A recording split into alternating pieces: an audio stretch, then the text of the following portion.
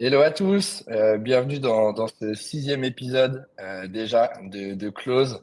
Donc pour ceux qui n'ont pas encore assisté à un épisode de Close, Close c'est une série d'interviews qui part à la rencontre des meilleurs experts et expertes des équipes commerciales euh, afin de comprendre comment ils contribuent à leur échelle à la performance commerciale de leur entreprise. Et donc après avoir reçu des Head of RevOps, des Head of Sales, des Sales Ops d'entreprises comme Glady, Preto, ou encore Agicap. Aujourd'hui, j'ai le plaisir de recevoir Coralie, qui est Sales Director chez SalesLoft. Et aujourd'hui, elle va nous délivrer toutes ses méthodes, ses conseils et ses bonnes pratiques pour faire avancer un deal de manière efficace, de la démo jusqu'au closing. Hello Coralie, comment tu vas? Salut Dylan, ça va, merci. Toi, ça va? Très bien. Je tenais avant de commencer à te remercier d'avoir répondu présent pour participer à Close. Et donc avant qu'on démarre l'interview et qu'on rentre dans le vif du sujet, je vais te laisser te présenter rapidement. Ouais, avec plaisir. Donc, je m'appelle Coralie, je suis directrice commerciale chez SalesLoft. Ça fait 3 ans et demi que j'y travaille. Et je vis à Londres depuis 9 ans. Et dans mon quotidien au travail, j'ai une équipe de 8 account exécutives qui travaillent sur tout EMEA et j'en ai 2 qui sont sur le marché français sur lequel j'ai moi-même travaillé pendant longtemps pour SalesLoft. Voilà, et quand je ne travaille pas, je jardine et je bois du vin principalement. Top. Merci pour cette petite intro rapide. Donc, on va pouvoir commencer. Et du coup, pour contextualiser un peu l'échange, vu qu'on va parler de comment faire avancer un deal, je voulais bien que tu nous rappelles quelles sont les grandes étapes d'un deal pour toi. Oui, bien sûr. Euh, Il y a plusieurs manières de regarder les grandes étapes d'un deal. Il y a un peu la manière classique qui va être la qualification, ou ce qu'on appelle beaucoup en anglais la discovery. Donc, Yes. découvrir un petit peu pourquoi est-ce que les gens regardent ta solution, qu'est-ce qu'ils cherchent à faire, quels sont leurs problèmes, quels sont leurs objectifs. Ensuite, il y a toute la partie de la présentation de ta solution, de ton outil, de tes services. Et enfin, la partie closing, négociation. Donc, on peut appeler ça la disco démo négo, qui peut être vraiment la manière un peu logistique de penser aux grandes étapes d'un deal, qui sont des étapes clés qui vont faire que oui ou non, tu arrives à faire avancer ton deal dans ton sales cycle. Euh, Moi, il y a 2 choses qui m'intéressent beaucoup aussi dans un deal. Souvent, quand je parle avec mes équipes qui viennent dans un deal, je leur dis, tu en es à quel niveau de ton deal? Est-ce que tu es en train de vendre à ton champion ou est-ce que tu es en train de vendre avec ton champion? Et Ok. pour moi, ça, ce sont 2 étapes assez importantes qui font que tu dois switcher la manière dont tu travailles euh, avec ton prospect. Ok. Parce que toute une première partie d'évaluation où tu as tes évaluateurs, ton champion, ton decision maker, etc., qui vont évaluer ta solution. Et une fois que tu as réussi à vendre à la personne principale, une fois que tu as cette personne principale qui dit OK, moi je veux que ton produit soit chez nous, tu dois vendre avec ton champion. Et là, la relation est complètement différente et ton rôle devient différent aussi. Ok. Donc, de toute façon, je pense qu'on va réaborder ce sujet des champions au cours de cet échange, mais c'est cool d'avoir pu contextualiser un peu tout ça. Et donc, avant de rentrer un peu dans chaque étape, on va partir d'un point de vue global et je voulais évoquer avec toi les facteurs de succès ou d'échec au cours d'un deal. Et du coup, ouais, pour toi, c'est quoi les facteurs, les indicateurs de succès d'un deal? À quel moment est-ce qu'il y a des petites alertes qui vont te dire que le deal va bien se passer et quelles sont ces alertes? Comment tu arrives à prendre du recul là-dessus? Alors, pour rester dans l'idée d'une bonne qualification, il faut avoir un vrai besoin, que ce soit un obstacle en particulier du prospect ou un problème du prospect ou un objectif. On n'est pas forcément sur des problèmes qu'on doit résoudre. Parfois, on est tout simplement sur des objectifs qu'on doit atteindre. Ça, c'est important. Un Ok, signe pour moi qu'un deal est un bon deal, c'est qu'il y a de la concurrence dans le deal. ok, Quand je fais des deal reviews avec mes équipes et que je leur demande, ils regardent qui d'autre? Et qu'ils me disent personne, je leur dis, pas un bon deal ça. Parce ok. qu'ils ne sont pas sérieux. Ils ne sont pas vraiment dans une évaluation sérieuse. Et en général, nous, on a Intéressant. tendance à aller les pousser vers la concurrence à ce moment-là. Ok. Vous êtes allé voir les autres parce qu'on est encore très tôt dans la partie éducationnelle, du coup. Sinon, on regarde qu'un seul vendeur et c'est dangereux. Et il faut qu'on soit plusieurs à les éduquer. Ok. Intéressant. Donc ça, c'est intéressant. Le champion, on va en parler beaucoup, mais un champion, c'est important. Si on n'a pas de champion dans le deal, même s'il y a un vrai problème, un vrai objectif et de la concurrence dans le deal, mais qu'on n'a pas un champion, c'est pour ça que pour moi, cette étape on vend plus au champion, mais on vend avec le champion, c'est une étape essentielle de chacun de nos deals. À un moment donné, il faut qu'il y ait au moins un champion et il faut que ce champion, à un moment, vende avec nous pour pouvoir arriver à la signature. Donc ça, pour moi, ce sont des facteurs très importants. Je ne vais pas vous parler du médic dans cette... je vais essayer de pas trop y aller. Je pense que tout le monde le connaît assez bien, mais il y a des éléments du médic que vous allez m'entendre dire assez souvent, notamment le champion, decision maker, les objectifs qui vont être les métriques, etc. Ok. Juste avant de passer à la prochaine question, je voulais revenir rapidement sur tu parlais de la concurrence. Du coup, ça, c'est une question que tu poses très rapidement au début du deal, fin de démo ou fin de disco, enfin début de démo, je veux dire. Ultra important. Ok. Alors, pour nous, ce qu'on fait, c'est super important parce qu'on est sur des outils très concurrentiels. Ok. Il y en a plein qui font ce qu'on fait. Et c'est super important parce qu'il y en a plein qui font ce qu'on fait sur des niveaux de qualité différents.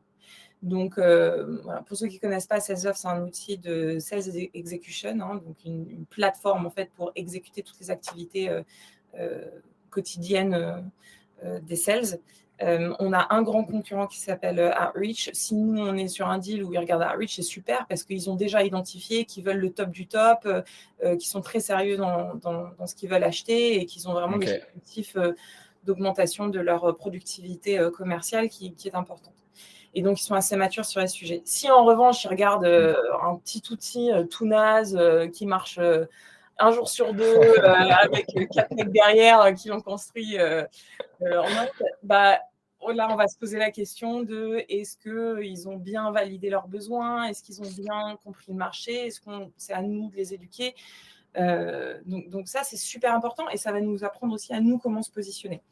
Et là où c'est important, c'est qu'une fois qu'on a compris les objectifs, les obstacles de l'entreprise et comment est-ce qu'on va vendre notre solution, parce qu'on ne vend pas un produit, on vend une solution, ça va être de demander qui d'autre ils regardent sur le marché et comment ils vont prendre leurs décisions. Quels vont être les critères de décision. Et ça, c'est ultra important. Il faut absolument sortir d'une première conversation en comprenant pourquoi vous cherchez un produit ou une solution. Why, a product or a solution. Je vais faire un peu d'anglicisme, pardon, mais c'est important. C'est les trois Pas de souci. Pourquoi une solution? Pourquoi maintenant? Et pourquoi nous?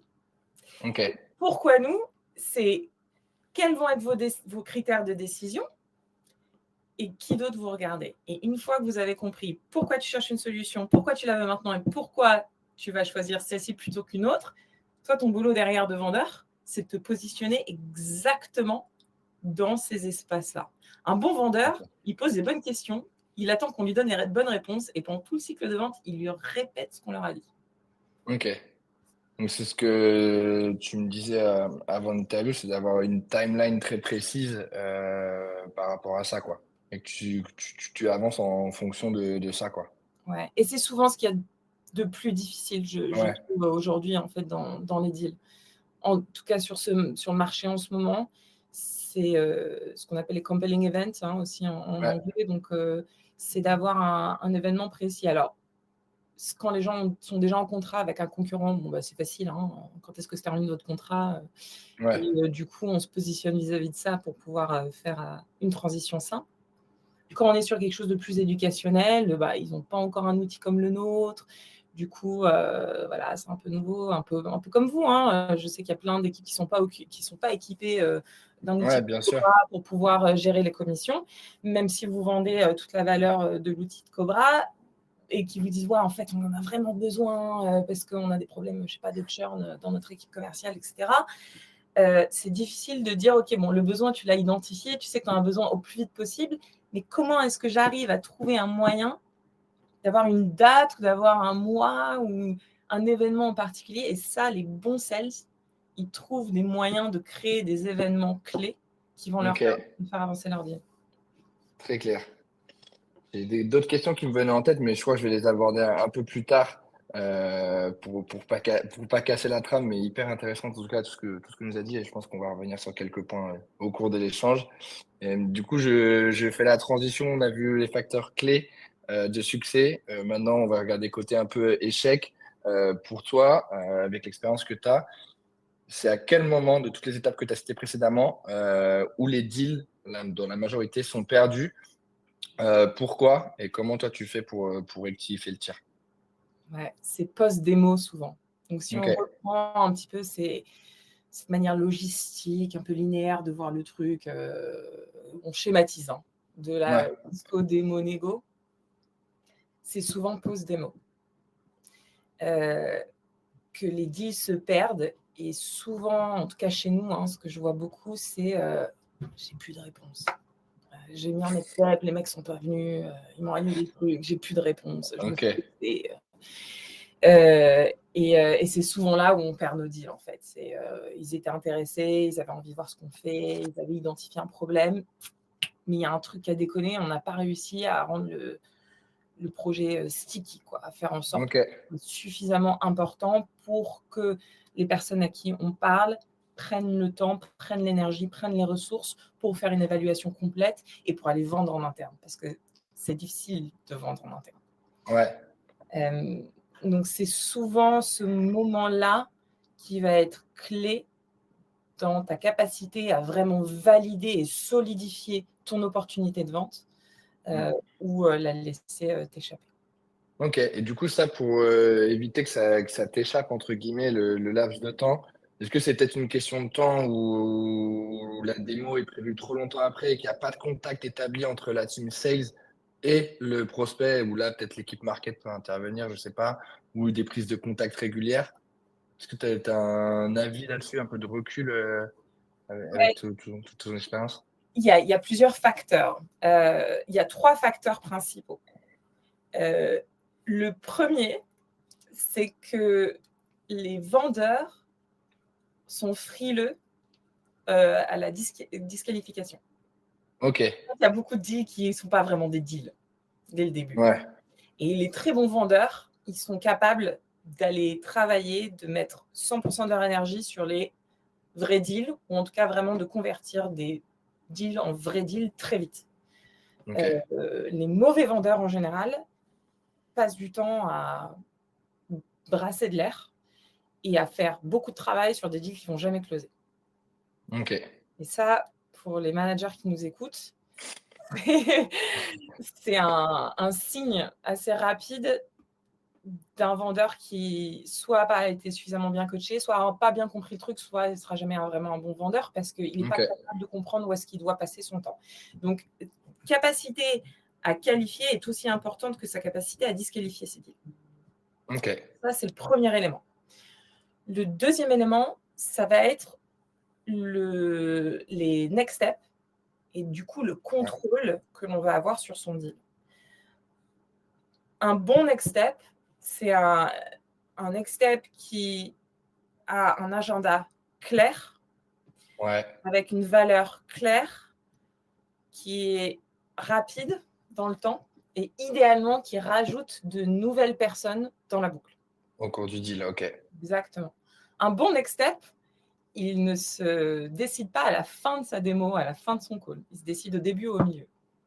ok, Donc ça, souvent aussi, les petit commerciaux tip attendent ça, la fin pour dire bon, du coup, prochaine étape, qu'est-ce qu'on ouais, fait? c'est vrai Et que c'est souvent quelque chose qu'on entend à la fin du discours et pas au début, au milieu.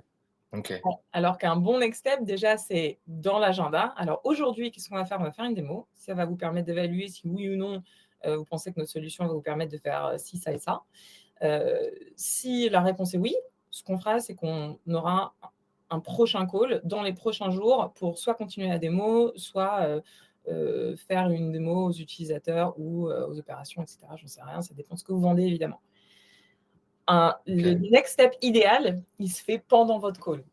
Imagine, tu fais ta démo de Cobra ou moi je fais ma démo de SalesLoft. Et il y a une feature en particulier où les gens disent « Ah, mais justement, tiens, ça m'intéresse, prenons Cobra. C'est quoi en général les commissions pour les SDR? Est-ce que vous voyez que les gens donnent aussi des commissions sur le deal quand il a closé ?» Et là, si tu es bon, tu ne réponds pas à la question. Si tu es bon, tu dis « Alors, super bonne question et super importante, notamment parce que vous essayez de faire ça, ça et ça. Ce que je vous propose, c'est qu'on reste sur notre démo aujourd'hui. Et dans un autre temps, je vais vous mettre en relation avec tel client qui a acheté Cobra et qui a revu son plan de commission pour ses SDR. » Ok. Vous êtes bon, vous prenez une question à un moment donné sur laquelle vous décidez exprès de ne pas répondre et vous mettez en place le next step en milieu de call. Et ça c'est fort parce qu'on n'attend pas la fin du call et ça vous permet non seulement de solidifier votre next step, d'être consultant, et en plus de ça, de pouvoir, et ça, c'est là où les vrais bons sales ont les deux next steps. C'est-à-dire que tu as déjà booké au milieu de ton call et à la fin de ton call, il s'est passé d'autres trucs et tu as besoin d'un next step, je sais pas, une revue commerciale, une revue légale, n'importe quoi. Tu en as déjà booké un et tu en bookes un en plus. Et ça, les vrais bons sales, ils arrivent à faire plusieurs choses en parallèle. Des mises en contact avec des clients existants, des démos avec les end-users, donc below the line, un call stratégique above the line, donc avec, je sais pas, le CEO, un call avec le légal, un call avec les achats, etc. etc. Là, Tu essayes d'incorporer au maximum les décisionnaires au fil de ton échange. Et ça m'amène en fait sur le troisième point. Donc, premier point, disqualification. Second point, next step. Troisième point, qui est le... Alors, je n'ai pas le mot en français, donc tu me diras s'il y a un bon mot en français. Le multi-threading. Donc, de parler à plusieurs personnes. Ouais. Ok. Ouais, multithreading, c'est multitâche, mais là, du coup, on pourrait l'appeler multi-persona en même temps, d'avoir plusieurs interlocuteurs, quoi. Exactement. La capacité à être en contact avec plusieurs interlocuteurs. Et ça, c'est super important. Et souvent, on perd le deal post-démo parce qu'on a parlé à un mec ou une nana et qu'en fait, ils sont soit super busy, soit eux, bon, ils ont vu un peu de valeur, mais pas suffisamment, soit ils ne sont pas forcément hyper rigoureux, donc en fait, ils ne prennent pas le temps de faire le truc. Alors que si tu as plusieurs personnes dans la boucle, tu peux aller chercher plusieurs informations, tu peux mettre un peu de peer pressure, de pression des pairs sur ta personne principale pour faire avancer le projet parce que tu as aussi son CEO dans la boucle ou les gens de son équipe ou son collègue au marketing, etc. Ok, mais c'est top, ça fait la transition pour la partie d'après où je voulais parler de l'importance des ressources internes. Mais avant, merci beaucoup pour cette leçon de vente qui, je pense, va servir à beaucoup de sales ou à même des managers pour l'inculquer à leurs équipes.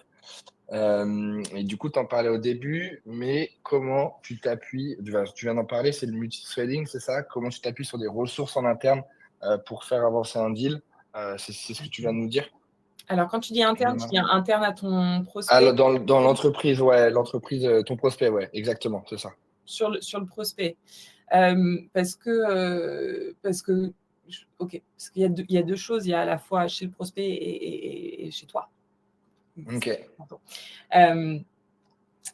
Alors, nous, on a des cadences, donc chez SalesOff, qu'on utilise dès le début du deal pour mettre dans la boucle plusieurs personnes.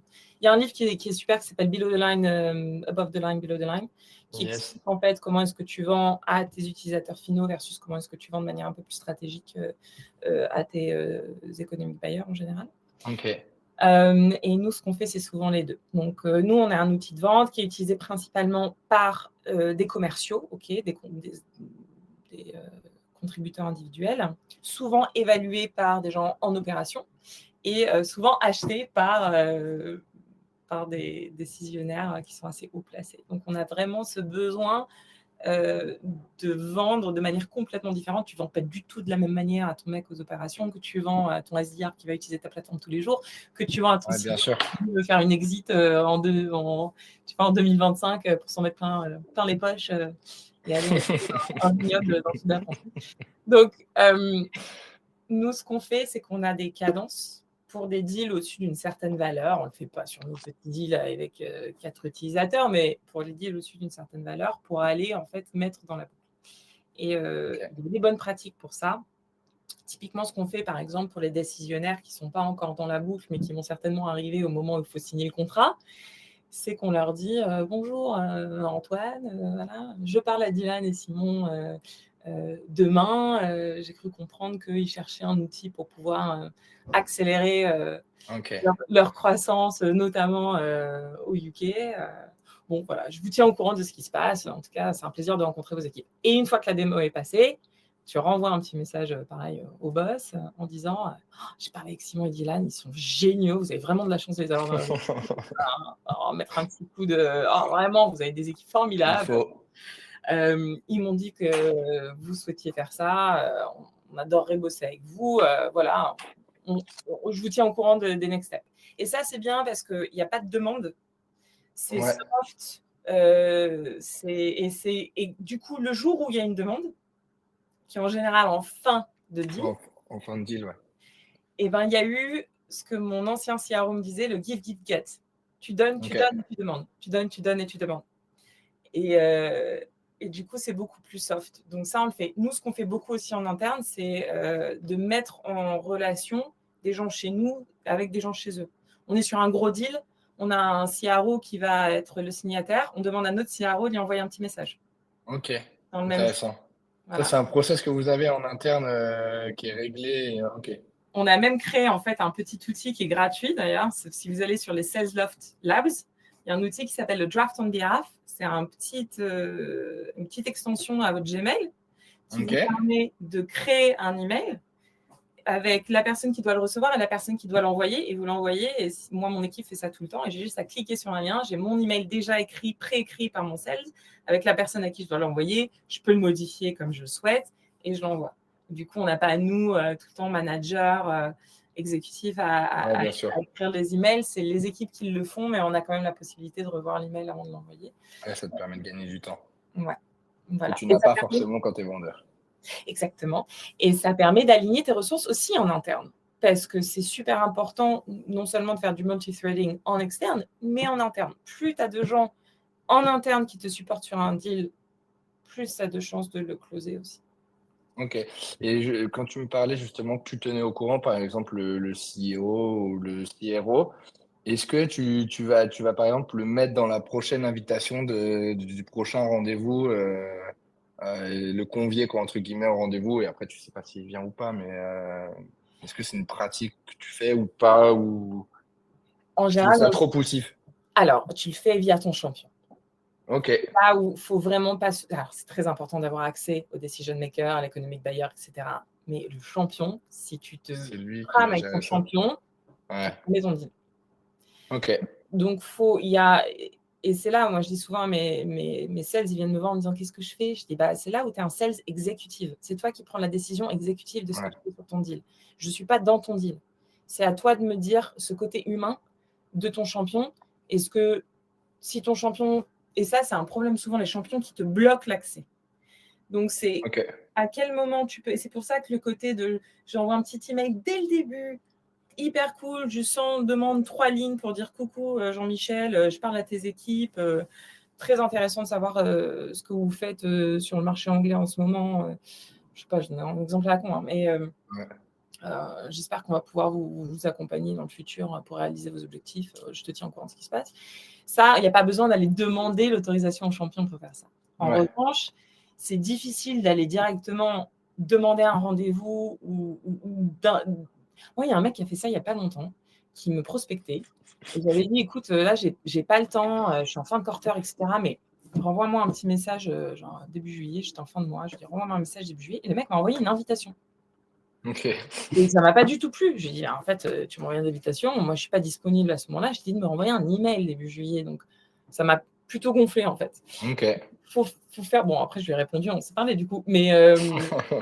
Ouais, mais il y a des personnes avec qui ça passe plus du tout. Et là, du coup, le gars il a perdu son deal à cause d'un mauvais acte jugé trop poussif par le prospect, quoi. Ouais. Ça reste de l'humain. Ouais, bien sûr. Donc, tu as raison d'acter là-dessus aussi. Il faut y aller, mais il faut trouver le bon équilibre entre j'y vais sans demander la permission, parce que c'est important que je parle à ces gens-là. Et en même temps, je ne fais pas non plus n'importe quoi qui va faire que les gens vont dire wow. on se détend. Ouais, bien sûr. Et du coup, là, on en parle du champion. Comment toi, tu arrives à trouver, comment tu réussis à trouver ton champion en interne? Est-ce que tu as des petites astuces pour savoir lequel va être ton champion ou des façons peut-être de le transformer en champion? C'est une très bonne question. C'est une très, très bonne question. Heu, le champion, c'est là où Après, c'est peut-être du feeling, hein, c'est peut-être juste du feeling et tu le sais, enfin, tu pas de entre guillemets, «une grille» à remplir et tu te dis: «OK, ça il coche, OK, ça il coche, bon, c'est mon champion». Ou peut-être c'est un ressentiment juste humain comme tu en parlais juste avant? il y a un peu de feeling et la capacité à construire un rapport, avec les gens à qui tu parles est super important, super, super important. Ouais. Je sais que les gens font les choses un peu différemment. Moi, j'ai un style de vente qui est très dans l'humain, je suis assez directe, d'ailleurs, je me suis construit un réseau assez sympa de gens à qui, en fait, initialement, j'ai vendu et que je continue de voir aujourd'hui, avec qui je m'entends bien, et cetera. Ce qui est pas le cas de tout le monde et on vend des produits différents. Moi, je vends un outil de vente à des vendeurs, donc c'est sûr que c'est un Ouais. peu plus, facile, d'avoir un côté très humain. Mais il ne faut pas sous-estimer, c'est super important, quoi. Et il faut que ce soit naturel, il faut que ce soit authentique. OK. Parce que voilà, commencer une début de conversation avec un peu de small talk, comme on dit en anglais, un peu à la con, en se disant: «Bon allez, vas-y, je vais construire un rapport avec quelqu'un avec qui de toute façon ça colle pas», ça va pas marcher. Mais on fait tous, j'imagine, les gens qui nous écoutent aujourd'hui ou principalement font ce qu'on appelle du account based, hein, on fait Mmh. du business based, donc on va tous aller chercher les objectifs de l'entreprise, les besoins de l'entreprise, les obstacles de l'entreprise. Mais c'est aussi très important sur l'évaluateur principal ou les évaluateurs d'aller aussi demander: «Mais et vous, ça va vous changer quoi? Pourquoi est-ce que vous, vous regardez ça? Qu'est-ce que vous, vous faites aujourd'hui? Dans un monde idéal, qu'est-ce que vous, vous faites demain?» Nous, parfois, on a des gens, ils veulent juste être super bien vus. On a des gens qui achètent Salesloft et qui, derrière, sont promus. OK. Et C'est magnifique comme histoire ça. bah, ouais, parce qu'en fait, parce que les gars sont super motivés et que c'est ça qu'ils veulent en fin de compte, en fait. Ils prennent le projet à le bras-le-corps, ils viennent d'arriver Ouais. dans la boîte, ils sont là: «Je vais en faire un truc», on leur dit: «C'est ça que tu veux? Vas-y, on va bosser ensemble et on va faire en sorte que tu sois promu».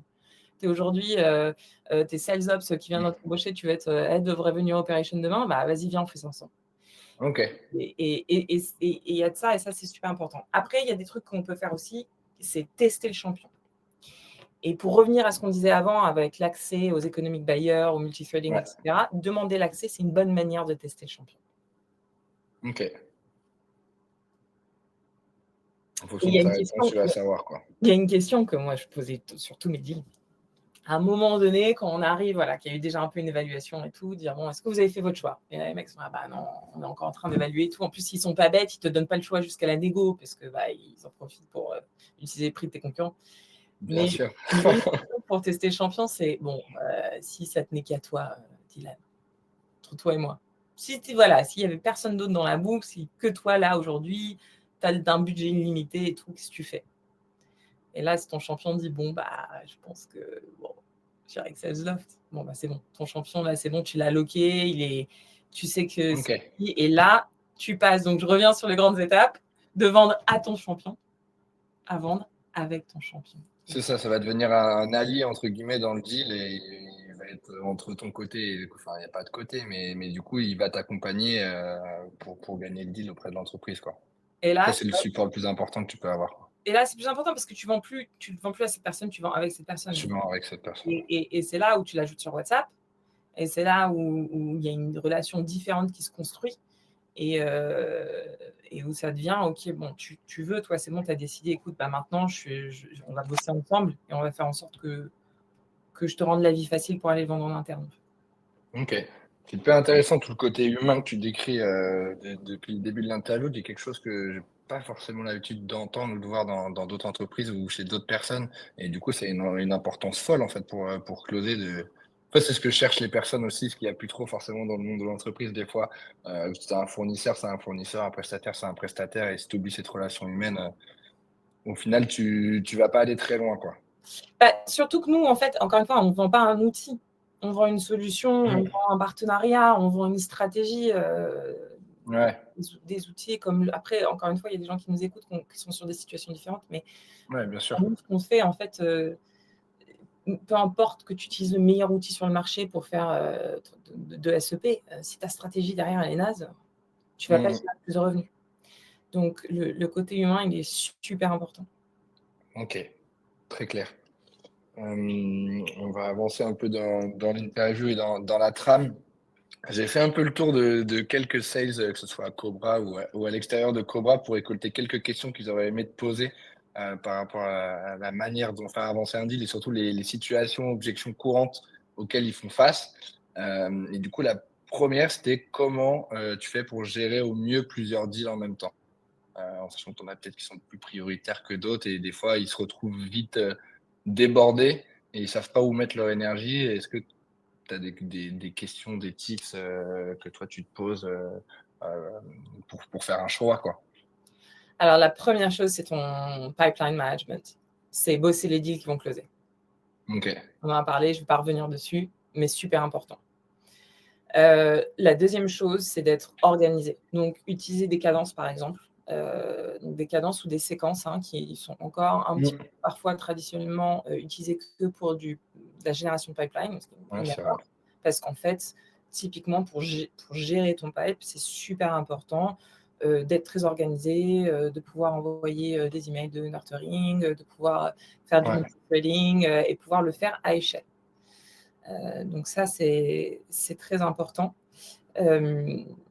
Et une bonne gestion des next steps. Si tes next steps, ils sont clairs, en fait, ton deal, Il il va va avancer tout dérouler seul, tout entre seul. guillemets. Ouais. Ouais. Exactement. Et si tu lâches l'affaire pendant un call, que tu oublies de booker ton truc, ou tu n'as pas eu un agenda très clair sur ce qui va se passer, c'est là où ça devient le bordel parce que tu sais plus ce que tu leur as dit, tu sais plus ce que tu dois faire, tu as perdu le contact, tu te retrouves à pédaler dans la semoule, à essayer de reprendre le contact. Donc, il faut être ultra carré sur faire avancer son deal en live et pas se Ok. retrouver à devoir le faire à la fin de ta journée en disant bon bah tiens, ça fait longtemps que j'ai pas parlé à Jean-Claude de je sais pas où. Ok. C'est là où tu te paumes. Ouais, une grosse question d'organisation, quoi. Ouais. J'avais une autre question qui m'était venue, c'était est-ce que tu as des conseils pour un sales qui n'arrive plus à faire avancer un deal? Je sais que tu en parlais au début de l'échange. Il est en train de me ghoster, j'ai plus de nouvelles. Alors qu'apparemment, peut-être qu'il y avait eu la solution de trouver, tout allait bien et maintenant il répond plus. Est-ce que du coup c'est définitivement perdu ou il y a quelques petits hacks à faire avant de vraiment se dire, bon, je pense que c'est mort. Alors 3 points là-dessus. Premier, disqualifié. Ouais. Aller chercher le nom. Bon, écoute, plus de nouvelles. Bon, tu as choisi quelqu'un d'autre, c'est pas grave, mais dis-moi. Aller chercher Ok. la réponse. Moi, ça me rend folle de ne pas savoir. Ouais, c'est ça. Je suis très Au impatiente. moins, tu veux savoir, quoi. Ouais, je suis très impatiente et je pense beaucoup trop. Et du coup, quand je sais pas, je me fais des films et en fait, je supporte pas. Et à la limite, tant mieux parce que c'est ce qui a fait que j'étais une bonne vendeuse, c'est que j'allais chercher L'info. c'est pas grave si tu as pris quelqu'un d'autre, c'est pas grave si tu n'as pas de budget, c'est pas grave si tu veux pas acheter. Il n'y a pas de souci, juste dis-moi. Et ça, cette capacité à avoir aussi de l'humain, une bonne relation, pour que les gens se sentent en confiance, Ouais. pour pouvoir dire écoute, oui, effectivement, c'est bon, laisse tomber, j'y arrive pas, je galère et tout. Pas de souci. Qu'est-ce que je fais? On se rappelle le nombre de mois, on se rappelle pas, tu veux que je parle à quelqu'un d'autre? Dis-moi. Donc, ça, c'est la première chose, disqualifier. La seconde chose, c'est encore une fois le multi-threading. Parce que quand on parle à qu'une seule personne, c'est très facile de se faire ghoster. Quand on parle à 5 personnes, c'est plus difficile. Ouais. Moi, souvent, ce que je fais, c'est que si je parle, je sais pas, à un VP Sales et que j'ai plus de réponse, je vais aller chercher les gens dans son équipe. Donc, Ok. les exécutives, les SDR, envoyer un petit message sur LinkedIn. Écoute, je t'embête 2 secondes, j'ai plus de nouvelles. Est-ce qu'il y a quelque chose, est-ce qu'il se passe un truc en interne qui fait que. Et souvent, en fait, c'est ah ouais, non, mais en fait, là, il est parti une semaine en vacances, il est revenu, on a perdu notre plus gros deal, ou je sais pas. Ok, bon, il est juste super busy. Ouais, il est super busy, mais t'inquiète, je vais en parler dans mon prochain one-to-one et tout, je tiens quoi. Franchement, ça arrive assez souvent que du coup, les collègues, quoi, dans les autres équipes, filent un coup de main. Et moi, demain, j'ai quelqu'un qui est en deal avec mon VP qui m'envoie un message en disant écoute, j'ai pas de nouvelles de Marcus depuis 3 semaines. est-ce qu'il se passe un truc chez SalesLoft? Je lui dis, bah, franchement, non, en vrai, il se passe rien, à mon avis, de ce ghost, vas-y, laisse tomber, quoi. Et bah, allez, je vais lui demander. Je pense que ça peut être une bonne manière d'aller chercher. Ouais, carrément. Au Et moins, tu ça vois, te donne les raisons, quoi. ouais, c'est ça. Et c'est une bonne manière d'aller récupérer, du coup, en tout cas, nous, ça marche souvent. OK. Ah bon, bah, ton VP Sales ne répond plus, va demander à un AI dans son équipe. Et idéalement, quelqu'un qui bosse avec lui depuis longtemps, quoi. Moi, mon VP Sales, ça fait 3 ans qu'on bosse ensemble, là, j'ai pas de problème, je vais le voir. J'envoie un WhatsApp, je fais: «Alors Marcus, on gosse Cobra?» Je sais pas, tu vois? Là, faut pas hésiter. Et alors, dernier truc que je veux dire, peut-être que je devrais pas dire, mais en vrai, parfois, il faut aussi avoir du respect pour les timelines en interne chez les gens. Ouais. On a eu le cas là sur un gros deal qu'on a signé là, il y a 2 mois, et Luc dans mon équipe qui me dit: «Je comprends pas, tout se passait bien. On est sur le point de terminer, et ça fait 2 semaines que genre j'ai plus de nouvelles, quoi». Et de personnes, hein, et on était multi-threaded, on avait plein de gens, et en fait les mecs étaient partis au Japon, pour aller voir des équipes et tout machin. Et j'étais proche du deal et je lui ai dit: «Luc, oui, c'est possible que ton deal soit mort. C'est possible qu'il soit allé signer avec nos concurrents. Mais franchement, je crois juste que les mecs sont busy, quoi. Vraiment. Et confiance. Ouais. Tu as des bons champions. Fais-leur confiance. Ils vont revenir». Et on les a signés 6 semaines plus tard que prévu. Mais bon, c'est des gros deals, voilà. Mais en fait, ouais, c'est juste que les mecs étaient busy, quoi. OK. Donc, et c'est là où c'est l'important. Si vous avez fait tout ce qu'il faut faire, parler à plusieurs personnes, construire un bon champion, comprendre les 3 pourquoi. Pourquoi un outil, pourquoi maintenant, pourquoi vous, avoir les bons critères de décision. Faites confiance aussi un petit peu aux gens qui achètent. C'est difficile d'acheter. Moi, je m'en suis rendu compte Ouais. quand je suis devenue manager. En fait, c'est compliqué d'acheter. Bah, c'est sûr, après, c'est normal qu'il y ait cette répercussion un peu, du stress, du sales. Moi, je le vois en interne aussi, au bout de quelques temps, s'il y a pas de réponse, c'est de la pression qu'il a qui veut répercuter, sur le prospect. Mais c'est vrai qu'en général, on est rarement le seul sujet, de notre prospect, et cette importance du respect, c'est vrai que c'est important. Ouais. Merci, encore pour ces top conseils, qu'il nous a délivrés là. Dernière question qui m'était parvenue, c'était comment faire pour raccourcir au maximum, le cycle de vente? Autant que possible, on va dire. Elle est dure cette question. Elle est très dure, je Elle est dure parce qu'il y a tellement de facteurs en fait. Ça ouais, dépend tellement de ce que vous vendez, à qui vous vendez. C'est tellement de chaque cycle individuel. Le seul truc que je dirais, je me répète, hein, mais je me suis rendu compte que le management, c'est beaucoup de répétitions. Hem, Parler à plusieurs personnes et les next steps, les next steps, les next steps, les next steps. On a souvent tendance à dire, «Bon, OK, la démo, c'était bien. Bon, bah, écoutez, on se fait un point de feedback, la semaine prochaine». Non, demain, en fait. OK. Tu le fais demain, ton point de feedback. Donc, d'aller au le d'essayer de raccourcir au maximum son cycle de vente avec sa gestion du deal dans les next steps. C'est-à-dire que non, je ne vais pas faire mon next step la semaine prochaine, qui est un truc un peu classique. Je vais le faire demain ou je vais le faire dans 2 jours. Et puis en fait, je ne vais pas faire mon call commercial, puis ensuite mon call légal, puis ensuite mon call. Non, non, non, en fait, je vais les faire les 3 en même temps. Mmh mh. Ça aussi, c'est vraiment la meilleure manière de faire avancer son deal. Et le point qui est un point très compliqué, très franchement, et c'est là que les excellents vendeurs sortent du lot, c'est la capacité à créer une urgence sur une timeline précise quand il n'y en a pas. OK. Et Ouais, là où les très bons sales sont capables de le faire, c'est qu'ils ont un bon business acumen, ils ont la capacité de comprendre: OK, je vends à une boîte française, OK, il ne va rien se passer en août parce que tout le monde se part en vacances. Septembre, ça va être chargé de ouf. ouais, Et ben, en fait, ils ont peut-être pas de timeline, mais ce que je vais leur dire, c'est leur dire: «Les gars, franchement, il y a 4 semaines de mise en place. Il va falloir construire vos contenus et tout. On est en juillet. Signez maintenant. Signez maintenant parce que, bah, du coup, août, vous aurez le temps de mettre en place ça tranquille avant ouais. de taper le rush de septembre». Et ça, c'est des choses qu'on peut faire, et les gens souvent ils disent: «Bah non, il y a pas vraiment de ah bah je vais leur filer un discount en fin de mois». Non, déjà c'est chiant les discounts de fin de mois. Ça marche pas, ça met la pression. De toute façon, c'est très bien que le discount, on l'aura le mois suivant. Heu, Ouais. C'est clair. heu, Plutôt, je pense qu'il faut essayer de mettre de créer de l'urgence avec en tête le prospect, sa timeline à lui. Qu'est-ce qui se passe en août versus en septembre versus en octobre versus en novembre? Qu'est-ce qui se passe en fin de mois versus en milieu de mois pour eux? Moi, je vois à des vendeurs, leur fin de mois, ils sont busy. Moi, je ne mettais pas des fins de mois, comme je disais, mais on signe le 15 maximum, parce que du 15 au 30, vous allez être focus sur vos deals. Donc, essayons-nous de closer notre truc avant. Donc, voilà. Ouais, faut que tu aies une idée bien précise en fait du calendrier, entre guillemets, des événements, des alertes de ton persona, quitte à dresser ça d'ailleurs en amont, d'avoir un doc là-dessus pour pouvoir intervenir au meilleur moment. De ton persona ou de leur persona? Dans notre situation qui vendons des vendeurs, par exemple, quand on vend à des gens qui vont aux écoles, par exemple, ou de l'EduTech, ok. Mais septembre, pour eux, c'est pas possible, ils n'ont pas le temps d'acheter. C'est juste, eux, ils achètent en juillet. Donc, on sait, et d'ailleurs, on intègre ça dans notre prospection. Selon les gens à qui on vend et ce qu'eux font, on essaie d'intégrer dans notre prospection les bons moments pour aller les voir. Ok, hyper intéressant ça. Ouais, faut que tu aies une connaissance hyper approfondie, mais au final qui te sert complètement de tes personas, de ton secteur, de leur persona, comme tu disais. C'est vrai que c'est hyper important. Il faut vraiment s'intéresser, quoi. S'intéresser à ce que font les gens.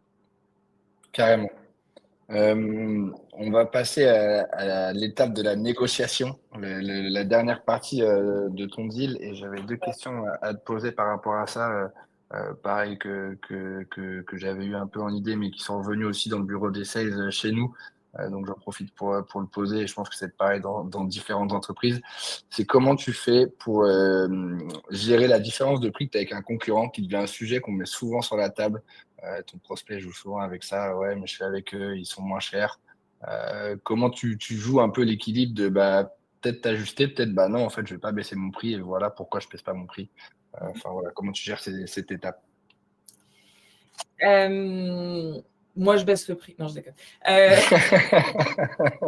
Alors, il y a plusieurs aspects. C'est là où ça va être très important d'avoir une bonne compréhension des objectifs et des décisions, des critères de décision. Et moi, quand je dis ça va, qu'est-ce qui va faire que vous décidiez et que les mecs me disent le budget, c'est tout. Je dis ça sert à rien qu'on se parle alors parce qu'on n'est pas les moins chers. Je leur dis si vous voulez aller sur un truc pas cher, vous allez sur je sais pas, prospect de IO, un truc à con quoi. Ok.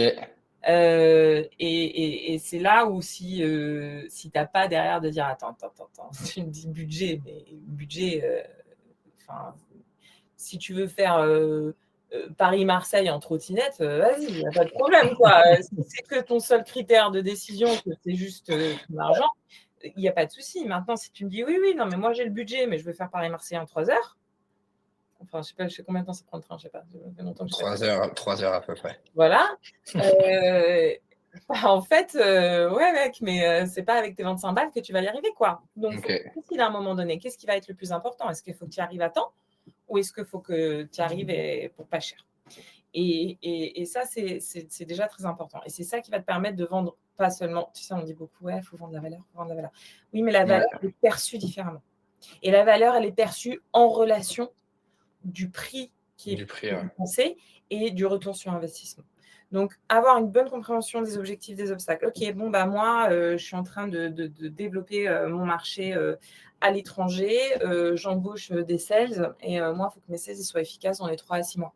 Ok, et s'ils sont efficaces dans les 6 à 9, ça veut dire quoi? Ça veut dire que je vais perdre en moyenne 20% de productivité sur 6 mois. Ok, 20% de productivité, les mecs, ils doivent signer combien? Ils doivent signer 100 000 sur 6 mois. Ok, donc ça coûte 20 000 balles en fait. Donc ça, tu fais le ROI très rapidement en fait. Ouais. En fait, faut que tu... Ouais. Non, vas-y, je t'en prie. Non, mais c'est exactement ça. C'est exactement ça. C'est dire, écoute, oui, effectivement, tu peux aller acheter une solution qui te coûte 10, mais qui va te rapporter 20. Ouais. Moi, je vais te coûter 20, mais je vais te rapporter 100. Donc si tu es en capacité d'articuler ça, tu devrais pouvoir en fait justifier ta valeur. Donc ça, c'est super important. Ok, et du coup, justement, le budget, ça, c'est une question que tu poses très rapidement dans le deal ou pas? Et le ROI, du coup, à quel moment il intervient? C'est quand il commence à te parler de prix, justement, tu le fais avec lui ou je sais pas comment ça s'articule? Nous, on est assez direct sur les prix. Moi, j'ai tendance à être assez direct sur les prix. Après, il y a toujours... C'est des fourchettes de prix. Des fourchettes. Ouais, bien sûr. Enfin, on est en tech, on sait comment ça se passe. Et oui, la question du budget, elle peut être abordée vite, parce que si le mec il dit voilà, hein, j'ai 3 de budget, en fait toi tu coûtes 30, ça sert à rien, quoi, autant disqualifier tout de suite. Encore une fois, Ouais, on va pas aller plus loin, pas perdre de temps. exactement, elle est super importante. Il vaut mieux que tu passes ton temps à aller générer d'autres opportunités où tu as plus de budget, où tu as plus de ROI, où tu as plus de ventes à faire, que d'essayer d'aller squeezer tes 30 dans du 3, quoi. Mais avant d'aller là-dedans, il faut comprendre pourquoi tu cherches une solution. Qu'est-ce que tu cherches? Ah ouais, il faut que j'augmente la productivité de mes vendeurs. OK. Pourquoi? Parce que aujourd'hui, on n'est pas productif. OK, mais ça veut dire quoi, pas productif? Tu génères pas assez de pipeline, tu closes pas assez de deals, c'est où est-ce que ça déconne, en fait? Comment est-ce que tu le quantifies, en fait, ça? Et ça, c'est le M du médic, hein, voilà, c'est le métier. C'est aller chercher cette information-là, parce que si tu as pas cette information-là, comment est-ce que tu justifies des contrats à 100 000 balles, 1 million? Ouais, bien sûr. Tu peux pas balancer le prix comme ça sans avoir le ROI de ce que tu vas lui apporter. Après, il ne faut pas se mentir, hein, parfois ça arrive, tu es en concurrence, voilà. Oui, Et c'est pour ça qu'il faut toujours poser la question de à prix. Nous, on a un concurrent donc, très similaire à ce qu'on fait sur des prix similaires. Donc, oui, on se retrouve dans des guerres de prix parfois. Bon, ça arrive. Et la question, moi, je ne vais jamais en négociation avant de demander à prix égal, tu choisis qui? À ok. prix égal, tu choisis qui? Parce que s'ils me disent, ça dépend du prix, ça dépend du prix, je dis, non, je te demande à prix égal, tu choisis qui? Je dis, on va te le donner le bon prix. Je vais te le donner ton bon prix, t'inquiète pas. Si tu me dis à prix égal, je vais vers mon concurrent, c'est pas grave, il n'y a pas de souci, je sais que j'ai perdu le deal, c'est pas grave. Je vais quand même te donner une offre pour que tu puisses autant qu'à faire si on n'a pas le deal, autant aller essayer de choper quand même des dollars chez les concurrents. Mais c'est important parce que tu ne te positionnes pas de la même manière dans ta négo et tu sais aussi avec quel niveau enfin, avec quel enthousiasme tu y vas, quoi, tu vois, c'est super important. Ok, très clair. Mais écoute, on approche sur la fin de cette interview. Avant de se quitter, et que je te remercie à nouveau pour tout ce que tu nous as délivré aujourd'hui. J'ai 2 questions que je pose habituellement à la fin de chaque épisode de Close. La première, c'est est-ce que tu as une ou plusieurs ressources que tu aimes consulter pour améliorer ton approche sales? Ça peut être une newsletter, un blog, des webinars, des livres. Je sais que c'est des choses qui peuvent intéresser pas mal les sales pour se cultiver et s'améliorer, quoi. Ouais, alors, il y a des personnes que je suis sur LinkedIn qui sont cool. Il y a notamment Ok, Charlotte Johnson, que je conseille de suivre, qui est vraiment top sur toutes les questions de prospection, etc. Après, encore une fois, moi, je suis beaucoup dans l'humain, donc je prends beaucoup des autres. Je vais vous l'avouer, j'ai jamais quasiment lu un livre sales de ma vie. J'arrête pas de les acheter quand les gens me disent qu'ils sont tous dans pile comme ça. J'ai fini par me prendre comment ça s'appelle? J'ai acheté Blinkist. Je ne sais pas si vous connaissez. non, C'est une app sur le téléphone qui vous fait ok. des résumés. Ok. Donc maintenant, je vous donnerai des noms de livres parce que j'ai quand même Above and Below the Line par exemple, le Challenger Sales qui sont super, qui ont des concepts super intéressants. Je les ai jamais lus, mais j'ai écouté les résumés et les concepts clés. Voilà, je suis pas super bonne là-dessus. Non, Évidemment, mais... aller regarder tous les épisodes de Close. Merci pour Ça, la c'est promo. sûr. Mais ouais, allez voir les gens. Moi, j'aime bien sur LinkedIn. Ce que j'aime bien sur LinkedIn, c'est que c'est bite size, quoi. C'est facile à Ouais, bien sûr. digérer. C'est quand tu es sur LinkedIn, tu regardes, tu as un post intéressant. Tu as Dan Elkaïm qui a créé Topo, là, des trucs très cool. Avec Robin aussi, avec qui il a créé, qui donne des informations intéressantes. Il y a Alexandre Després de Landscale aussi qui partage des trucs cool. Regardez dans mon équipe, donc Charlie Johnson, qui est vraiment une des voix de LinkedIn et qui fait des choses très intéressantes. Et voilà, il y en a plein d'autres. Je vous ferai une liste plus tard. Ouais, bien sûr, top. Non, mais je vais aller suivre même de mon côté tout ce que tu viens de nous dire. Et tu sais, ça peut être des fois Je sais que ton autre interview, c'était aller boire un café au moins une fois par semaine avec quelqu'un qui a le même poste que moi d'une autre entreprise. C'est pas forcément de la lecture, j'ai envie de dire. Ça peut être des échanges ou de faire un événement de réseautage ou aller à un événement physique d'une entreprise. Je pense que ça marche d'autant plus, quoi. De toute façon, c'est ce qu'il y a de mieux. Moi, je suis beaucoup sur Network, Ouais. aller voir les gens tout le temps. Dès que je suis à Paris, je prends des cafés avec tout le monde. Et il y a une communauté qui s'appelle Sales Tribes, qui est top aussi, Yes. qui a un Slack. Voilà, tout ce qui est communauté, c'est sympa. Et il y a des random coffee. Et moi, j'essaie de les faire au maximum. Je me Ok. retrouve avec des SDR, des autres head of sales, des AI, etc. Et à chaque fois, c'est un peu bon. Ok, vas-y, je vais prendre 15 minutes. Et à chaque fois, je ressors avec des idées, je trouve ça vraiment cool, quoi. Donc, parler aux gens, en fait, c'est ce qu'il y a de mieux. Ok, top. Bah, merci. Et du coup, pour finir l'interview, est-ce que tu aurais une personne à nous recommander pour un prochain épisode, quelqu'un que tu aimerais bien voir ou interroger sur un sujet? Clément Regazzoni, avec qui je bosse depuis longtemps, Ok. toujours cool. Voilà, j'ai lui en tête. Dan Elkaim aussi, qui est vraiment super, qui est ancien Aircall.